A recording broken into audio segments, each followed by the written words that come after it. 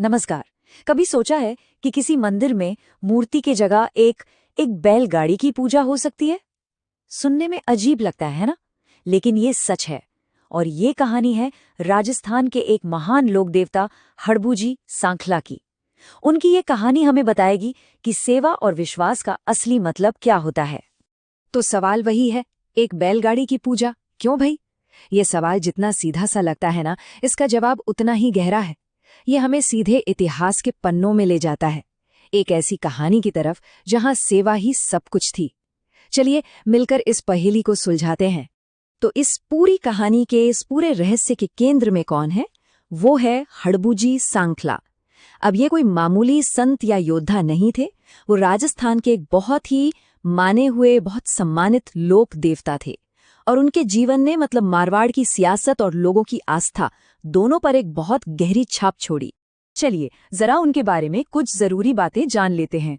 तो हड़बूजी का जन्म हुआ था 15वीं सदी में नागौर के भूंडोल गांव में। उनके गुरु थे बालीनाथ जी।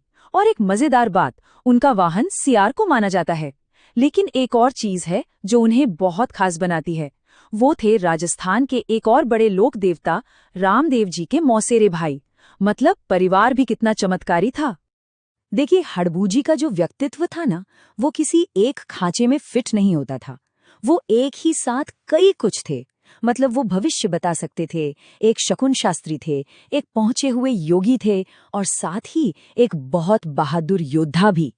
कमाल का संगम था, है ना? तो लोग उन्हें कई नामों से जानते थे, कई उपाधियां दी थीं। वो शकुन शास्त्र के ज्ञाता थे, भविष्य के संकेत पढ़ लेते थे।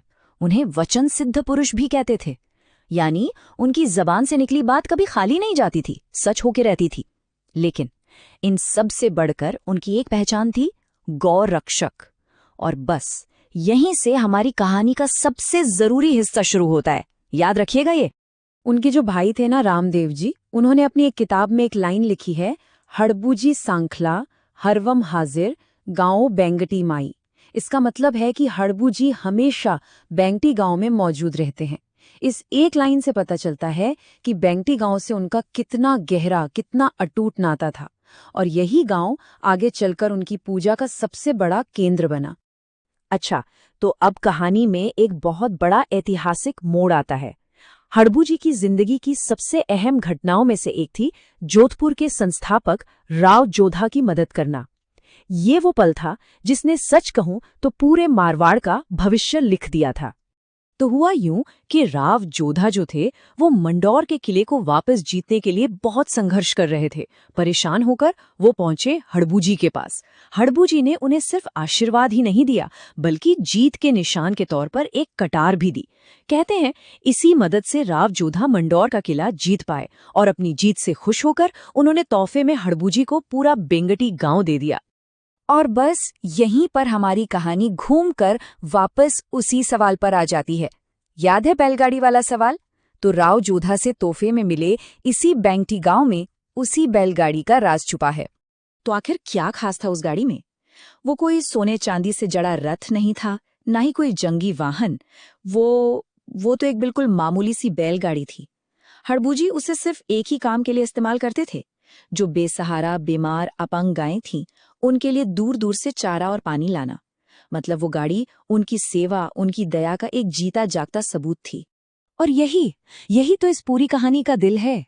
सोचिए, उनकी सेवा में इतनी ताकत थी, इतनी सच्चाई थी कि जिस चीज से वो सेवा करते थे, वो बैलगाड़ी, वो खुद पूजनीय हो गई। आज लोग वहां उस बैलगाड़ी में उनके काम को पूजते हैं, उनकी भावना को पूजते हैं। असल में ये पूजा किसी इंसान की नहीं, बल्कि सेवा और करुणा की पूजा है। और उनकी ये विरासत इतनी ही मजबूत थी कि देखिए, सदियों बाद साल 1721 में जोधपुर के महाराजा अजीत सिंह ने बेंकेटी में उनके लिए एक बड़ा मंदिर बनवाया। वो मंदिर आज भी वहां खड़ा है और हड़बूजी की सेवा की कहानी सुनाता है। तो आखिर में ये सवाल सोचने पर मजबूर करता है कि हड़बूजी ने जो कटार दी, उससे राव जोधा को एक राज तो मिल गया, पर जिस बैलगाड़ी से उन्होंने बेजुबानों की सेवा की, क्या उसी सेवा ने हड़बूजी को हमेशा हमेशा के लिए अमर नहीं कर दिया? शायद असली ताकत, असली अमरता किसी को हराने में नहीं, किसी